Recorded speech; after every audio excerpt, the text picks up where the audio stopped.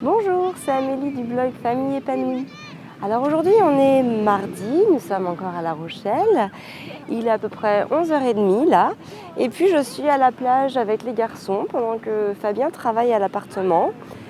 Donc ils vont construire des châteaux, des remparts. Arthur veut se lancer dans la construction de la grande muraille de Chine. Donc voilà, un beau projet. Et puis cet après-midi on a prévu d'aller au Marais Poitevin. On va faire un tour de barque sur la Vénus verte. C'est une activité que j'avais fait avec mes parents quand j'étais toute petite et j'avais adoré. Donc là, on l'a refait avec les garçons parce qu'on n'est pas très loin, enfin les garçons et Constance, parce qu'on n'est pas très loin, on est à peu près 1 heure de route. Donc je pense que ça va être plutôt agréable. Et puis sinon, aujourd'hui, je vais te parler de mon point de vue sur la parentalité positive et bienveillante. Comment je l'aborde à la maison avec les enfants, qu'est-ce que ça me demande, qu'est-ce que je vais chercher en moi pour quelles ressources j'utilise et puis les résultats que l'on a avec cette parentalité. Et puis voilà, je vais vraiment te parler de tout ça.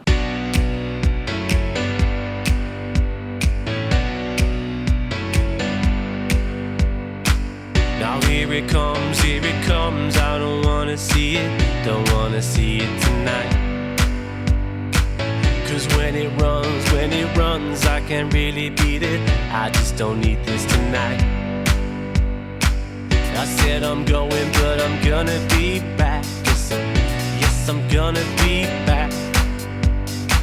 I'm gonna let all the dust lie down. Then I'm gonna be back. Nothing's over, lest we say. No need to come back if I stay. Nothing's broken or faded away, but nothing's easy. I hope everything's alright. Yeah, I know everybody. À partir du moment où tu as des enfants, ou même un enfant, ton premier enfant, tu deviens un parent. Et donc forcément, tu es confronté à des problèmes, des choses, des situations liées à la parentalité. La plupart du temps, on réagit de la manière dont on a été élevé, accompagné, éduqué soi-même. C'est ce qu'on appelle en général la matière traditionnelle. Dans cette manière de faire-là, il y a du positif, bien évidemment. Et il y a aussi tout ce qui va être VO, c'est-à-dire violence éducative ordinaire, avec les menaces, le chantage, les punitions. Voilà, on va compter 1, 2, 3. Si tu fais pas ça à 3, tu n'auras pas de dessert. Tu as vraiment des choses... parce qu'en fait, on n'a pas d'autre solution, donc des choses très classiques auxquelles on a été confronté, soumis, je dirais même, en étant enfant. Le truc, c'est que souvent, ces méthodes-là, elles ne marchent pas, mais on continue à les faire, parce que de toute façon, on ne sait pas comment faire autrement. Donc on se dit, si je veux avoir un minimum d'autorité, il faut que j'applique ces méthodes-là, parce que de toute façon, c'est ce que j'ai eu étant petite, ou étant petit, et donc forcément, on applique ça. Et pourtant, on le sait au fond de soi-même que ça ne marche pas, parce que de toute façon, on est obligé de le répéter plusieurs fois à ses enfants. Et j'ai envie de dire, à partir du moment où, par exemple, si tu fais du chantage à ton enfant et que tu lui dis, si tu ranges pas ta chambre, tu n'auras pas, de dessert. C'est un exemple, c'est peut-être pas le bon, mais c'est juste un exemple. Et à partir du moment où on le dit 1 fois, 2 fois, 3 fois, et que ça marche toujours pas, c'est que la méthode, elle fonctionne pas. Mais le problème, c'est que voilà, on ne sait pas comment faire autrement. C'est pareil, souvent, on voit souvent des gens qui vont dire bon allez, je t'ai déjà dit de faire ça, je t'ai déjà dit de faire ça. Si on l'a déjà dit, c'est que la première fois qu'on l'a dit, le message il n'est pas bien passé. Et par rapport à ça, justement, j'entends aussi souvent qu'il n'existe pas de méthode pour tous les enfants, puisque chaque enfant est unique. Et moi j'ai envie de dire quand même, pas forcément. On peut appliquer une méthode dans sa globalité, une philosophie de vie en fait, qui va nous permettre d'appréhender les choses de manière différente et qui va nous permettre de sortir du modèle, du moule traditionnel dans lequel la plupart des parents d'aujourd'hui, en tout cas, ont été élevés.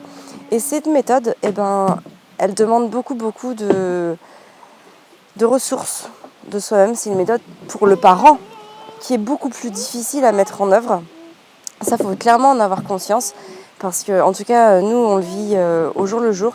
Ça nous demande énormément de patience, ça nous demande énormément d'efforts, ça nous demande aussi énormément de sortir des chemins que l'on connaît, parce que ça nous demande de sortir de ce que l'on a connu étant enfant. Si tu veux rentrer dans une vraie parentalité positive et bienveillante, il faut avoir clairement conscience que ça va te demander beaucoup d'efforts au quotidien, parce que c'est pas facile, parce que voilà, on a un cheminement en tête, celui que l'on a reçu, qui est bien loin et bien différent de la bienveillance et de la positivité.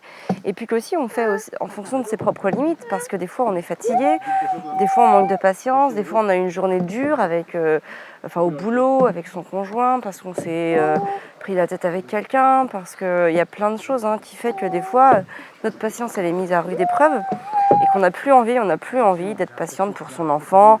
On n'a plus envie d'être bienveillante et à l'écoute et dans l'empathie.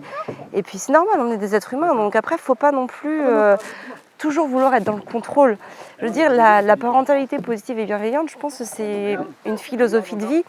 C'est quelque chose en fait qui va se mettre en place de manière naturelle au fur et à mesure qu'on va la vivre en fait. Et puis voilà, il y a des jours c'est pas toujours rose. Mais c'est pas grave. En fait, il faut surtout pas rentrer dans un cheminement de culpabilité. Déjà, si tu culpabilises, ça veut dire que d'une certaine manière, tu te positionnes ou tu te compares par rapport à quelqu'un d'autre. Or, c'est pas du tout ça l'intérêt. La parentalité, chacun vit sa parentalité. Donc, il n'y a pas besoin de regarder ce qui se passe chez les autres pour voir si on fait mieux ou si on fait moins bien et s'imposer des sentiments de culpabilité. Parce que la culpabilité, ça va amener que du négatif. C'est-à-dire qu'on va penser qu'on fait moins bien et pour le coup, ça va nous bloquer, ça va nous tétaniser. Et donc, c'est antiproductif. Si tu veux vraiment que ça change, il faut vraiment sortir de cette culpabilité et trouver d'autres ressources. Par exemple, tu peux faire un point le soir sur ta journée. Tu te poses dans ton lit au moment de te coucher et puis tu vois ce qui a marché, ce qui n'a pas marché, ce qui a été efficace, ce qui a été complètement inintéressant parce que ton enfant, au final, il a crié, il s'est pas senti bien, il y a une situation qui t'a échappé. Et ça, c'est vraiment productif parce que du coup, tu te remets en cause, mais par rapport à toi-même. Et puis, du coup, ça te permet de faire un peu le positif-négatif. Et ce qui est négatif, le but, c'est de pouvoir s'en servir pour refaire quelque chose de positif derrière. Moi, ça m'arrive souvent le soir comme ça de penser à ma journée et s'il y a eu quelque chose, une situation qui m'a échappé ou quelque chose que j'ai pas forcément aimé, et ben ça me permet d'analyser la cause, pourquoi ça s'est passé comme ça, et puis de réajuster pour les prochaines fois. Et en fait me dire que faut surtout pas, quelque chose qui n'a pas marché, faut pas le reproduire. S'il y a une méthode qui ne marche pas, d'une certaine manière, c'est que ça va pas, c'est qu'il y a une déficience, un dysfonctionnement. Et donc il faut trouver une solution pour faire autrement. C'est à ça qu'il faut mettre son énergie pour pouvoir être efficace tous les jours, j'ai envie de dire, ou en tout cas un maximum de jours possible. Donc voilà, faut pas se comparer aux autres, faut pas réfléchir à comment ça va se passer chez les autres, faut penser son propre modèle. Après, il y a des grandes bases évidemment qui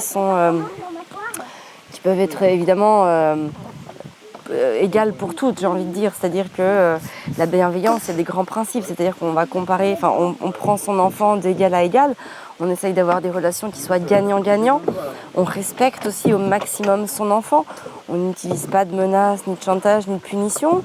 On explique les choses autant de fois que nécessaire et parfois, il faut expliquer longtemps parce que c'est vrai qu'un enfant, aussi petit soit-il, va avoir un cerveau en construction. Et donc par rapport à ça, ce qu'on va lui dire une fois, c'est pas comme un adulte. Un adulte, on peut lui dire quelque chose une fois. S'il le fait pas, on va faire passer ça sur le compte de la mauvaise volonté, de la mauvaise foi ou autre, ou du fait de ne pas vouloir faire les choses. Mais un petit enfant, c'est différent. Un enfant, on peut lui dire les choses une fois, mais s'il n'en a pas envie, sa conviction, sa volonté, sa motivation va être plus forte de toute façon que ce qu'on lui dit. Donc il faut bien avoir ça aussi en tête. C'est pas parce qu'on va dire quelque chose à un enfant une fois que ça va marcher, que ça va être super. Au contraire, moi je le vois bien en parentalité positive. Avec les enfants, on répète souvent les mêmes choses. Et des fois, c'est même lassant de répéter tout le temps les mêmes choses parce qu'on se dit, oh là là, mais ça je l'ai déjà dit 10 fois. Mais c'est pas grave, on le répète encore. Et puis un jour, tu sais pas pourquoi, le message va être imprimé. Et franchement, ce jour-là, quand le message est imprimé, moi je le vois bien avec mes enfants, quand on passe une étape, l'étape elle est clairement passée, elle est clairement acquise. Et la relation n'est que plus positive et épanouie. Parce que oui, forcément, quand on construit quelque chose dans la positivité, forcément on a des relations déjà beaucoup plus positives, forcément.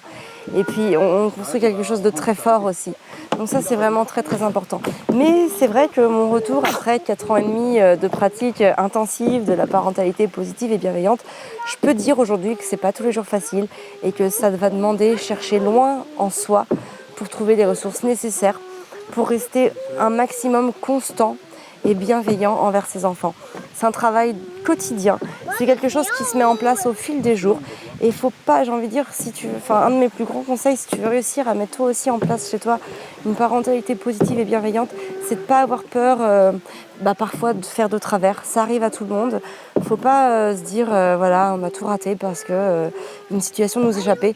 Non, au contraire, il faut essayer de trouver pourquoi, essayer de trouver les causes et puis surtout essayer de trouver des solutions pour les prochaines fois.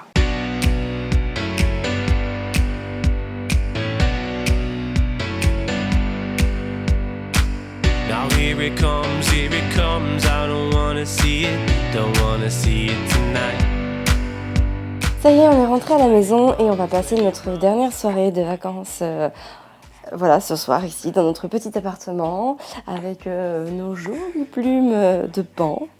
Et écoute, moi ce que je te propose en tout cas pour en finir sur cette thématique de parentalité, c'est que tu peux télécharger le livret que j'ai écrit en fait et qui recense les 8 plus grosses idées reçues sur la parentalité et en fait dans lequel je propose des alternatives positives et bienveillantes pour y répondre. Donc pour recevoir le livret, c'est très simple, tu cliques sur le lien qui se trouve dans le statut, tu m'indiques ton mail et en fait moi je te l'envoie directement sur ta boîte mail.